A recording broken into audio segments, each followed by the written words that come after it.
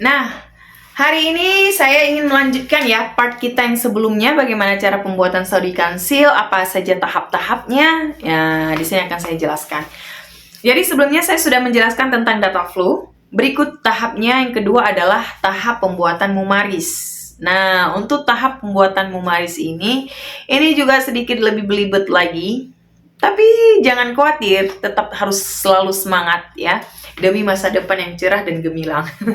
Karena nggak ada yang namanya kesuksesan tanpa ada perjuangan dan pengorbanan. Baik, berikutnya untuk pengurusan mumaris apa saja data-datanya. Nah, ini lebih panjang dan lebih detail lagi. Oke, kalau untuk mumaris, yang pertama dibutuhkan ikamah. Apa itu ikamah? Untuk apa ikamah? Bagaimana ikamah? Ya kan? Nah, ini dia ikamah. Seperti ini. Oke. Ini sama halnya seperti kalau di Indonesia itu KTP, ya. Kalau di sini ikamah. Jadi kita harus punya ikamah ini jika kita sudah di Saudi. Nah, jadi by the way, ikamah ini sangat penting sekali. Anda tidak bisa melakukan proses mumaris jika Anda tidak punya ikamah. Jadi jika memang udah ke tahap ini, Anda harus punya ikamah. Namun, kalau Anda di swasta, itu udah pasti difasilitasi dan dibayarkan atau diuruskan oleh pihak rumah sakit. Jadi Anda nanti akan setelah tiba di sini sekitar 1 hingga 2 bulan, mereka akan memberikan Anda ikamah. Tapi terkadang ada yang delay ya, tidak seperti yang saya sampaikan. Itu kembali lagi ke bagaimana peraturan dan aturan yang diberlakukan di rumah sakit Anda atau poliklinik Anda. Karena pengalaman saya, ya sebulan 2 bulan saya udah dapat ikamahnya. Nah, kemudian setelah Anda mendapatkan ikamah, itu dimasukkan ke salah satu persyaratan untuk pembuatan mumaris ya. Kemudian STR itu juga dimasukkan kembali. Kemudian ijazah pendidikan akhirnya adalah D4, maka harus dimasukkan D3 dan D4 ya. Kalau pendidikan Anda D3 hingga ke S1, maka yang dimasukkan D3 dan S1. Jangan salah satunya. It's okay Anda memasukkan, tapi biasanya ya mereka akan mempertanyakan kembali. Jadi makan waktu lagi kan. Jadi tambah berlarut-larut. Jadi langkah lebih baiknya memang langsung dimasukkan semuanya. Oke? Kemudian surat pengalaman kerja terakhir Anda. Jadi kalau Anda ke Arab Saudi itu Anda harus minimal memiliki surat pengalaman kerja 1 tahun full ya, tanpa kurang 1 hari pun. Itu lebih baik daripada nanti dipermasalahkan, karena sekarang ini mumaris sangat sulit sekali ya untuk submit. Kalau dulu itu gampang banget, mereka itu cap udah kelar gitu. Kok sekarang apa-apa dipertanyakan, jadi agak lebih rumit dan pemeriksaan mereka juga lebih detail kayak gitu. Maka dari itu saya sarankan pengalaman kerja Anda tidak kurang daripada 1 tahun ya. 1 hari pun jangan kurang. Jadi dalam 1 tahun ada 365 hari, itu lebih baik ketimbang kurang. Oke? Jadi minimal Anda harus benar-benar 1 tahun full dan komplit minimal ya, untuk antisipasi tidak adanya rejected atau tidak adanya question apapun lagi gitu. Jadi biar lebih mempercepat proses Anda gitu ya, agar tidak berlarut gitu. Kemudian lebih daripada, pokoknya pengalaman terakhir Anda. Jadi kalau Anda semisal punya pengalaman 8 tahun, tidak perlu dimasukkan 8 tahun yang di mumaris. Oke, 8 tahun jika memang Anda bekerja di satu tempat doang, 8 tahun, it's okay. Tapi jika Anda dalam 8 tahun punya 2 hingga 3 tempat kerja, maka yang Anda masukkan adalah tahun terakhir Anda bekerja. Jadi pastikan tahun terakhir itu adalah full 1 tahun minimal, lebih boleh kurang tidak. Oke, jadi pahami ya yang saya sampaikan ini. Ini yang saya sampaikan itu tujuannya untuk mempercepat proses tanpa ada delay atau tanpa ada konfirmasi lagi. Jadi prosesnya biar capcus, cepat gitu. Karena pengalaman pribadi gitu ya. Karena saya saat melakukan submit tidak seperti yang saya sampaikan ini. Setelah apa yang saya alami ya, berdasarkan pengalaman, akhirnya saya tahu, makanya saya berbagi pengalamannya gitu kan. Sudah cukup saya saja yang mengalami kesusahan dan kesulitan saat mensubmit mumaris ini yang makan waktu panjang banget. Maka dari ini saya berbagi pengalaman biar teman-teman tidak serumit yang saya alami gitu. Karena kan saya sudah mengevaluasi, sudah saya observasi kenapa bisa seperti ini seperti itu. Oh, ternyata ini, ternyata itu penyebabnya. Maka dari itu saya sharing sekarang supaya teman-teman ke depan tidak mengalami kesulitan, biar lebih mudah gitu kan. Nah, kemudian transkrip nilai ya, tetap transkrip nilainya dimasukkan mulai dari pendidikan Anda, baik pendidikan akhir atau pendidikan lanjutan Anda. Oke? Berikutnya paspor itu udah otomatis, paspor Anda juga diminta. Kemudian nomor HP yaitu nomor HP Saudi pastinya. Nah, ngomong-ngomong soal nomor HP Saudi, Anda harus mendaftarkannya di Upshare. Upshare itu yang seperti apa, bagaimana cara pendaftarannya, insya Allah nanti akan saya sampaikan lagi, oke? Nah, setelah mensubmit semua persyaratan yang diminta dokumen ini agar kita bisa membuat Mumaris, maka nanti kita harus bayar lagi di Mumaris ini sebesar apa? Untuk tahap pendaftarannya itu ada 200 real. 200 real ini sekitar 800.000 uang Indonesia, oke? Jadi nanti setelah ini kita submit. Nah, setelah kita submit, mereka akan bekerja akan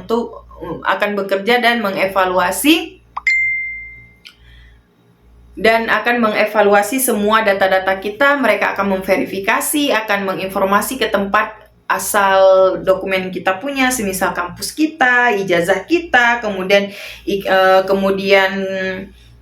STR kita. Mereka akan mengirim email untuk bisa dikonfirmasi. Nah, setelah semua ini direspon oleh pihak yang bersangkutan, maka pihak berikutnya, kelar, selesai Mumaris kita.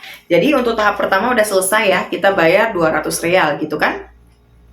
Kemudian nanti lagi setelah selesai itu, kemudian tahap berikutnya kalau untuk pembuatan Mumaris yaitu professional classification ya.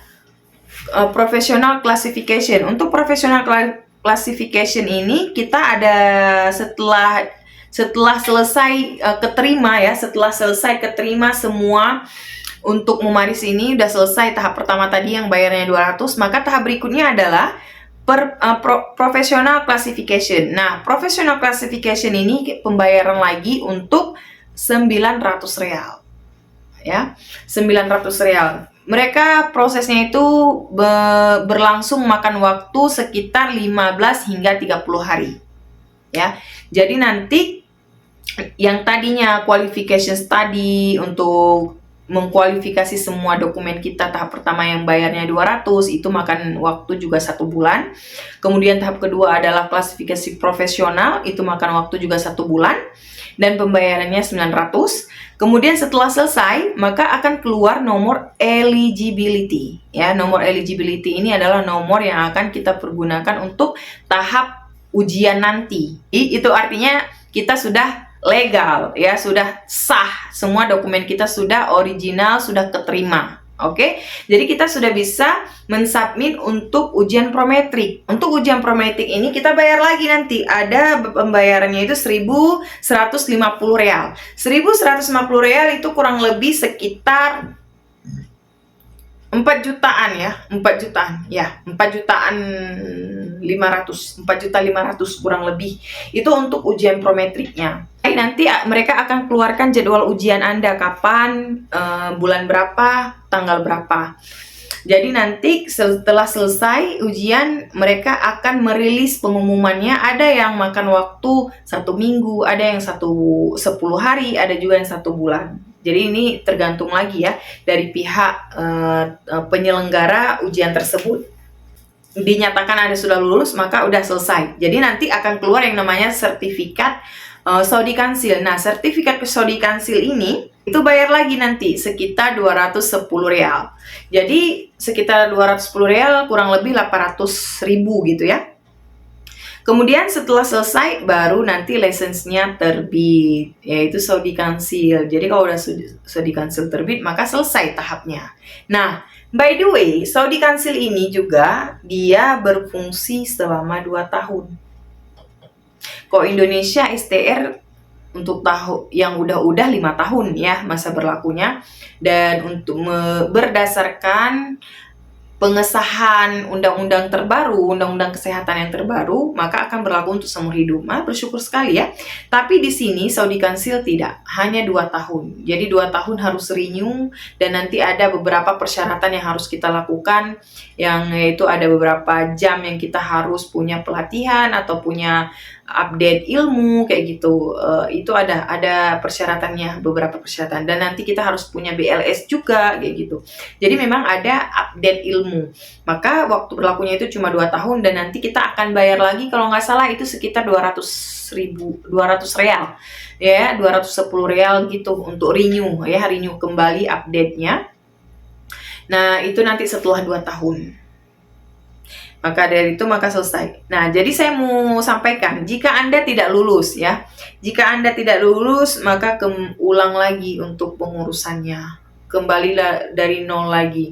Maka dari itu kita punya kesempatan 3 kali ya, 4 sih kalau untuk peraturan terbaru. Kita punya kesempatan 4 kali dalam mengikuti ujian prometrik ya.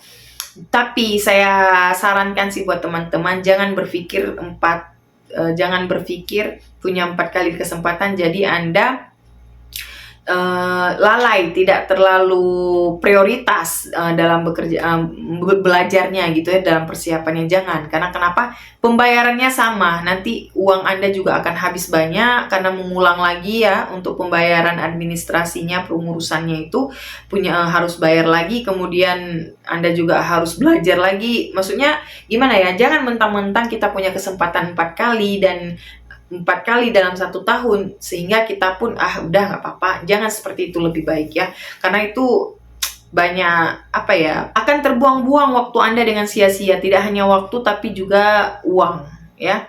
Jadi ibaratnya lakukanlah yang terbaik ya, maksimalkanlah untuk belajar biar cukup sekali Anda langsung lulus gitu kan. Jadi tidak sia-sia, tidaknya bener-bener lah belajar. Tapi kalau udah bener-bener belajar nggak juga lulus, ya itu beda gitu kan, itu takdir. Tapi lakukan semaksimal mungkin gitu, bener-bener belajar, jangan main-main, supaya tidak ada yang merugikan diri Anda sendiri gitu.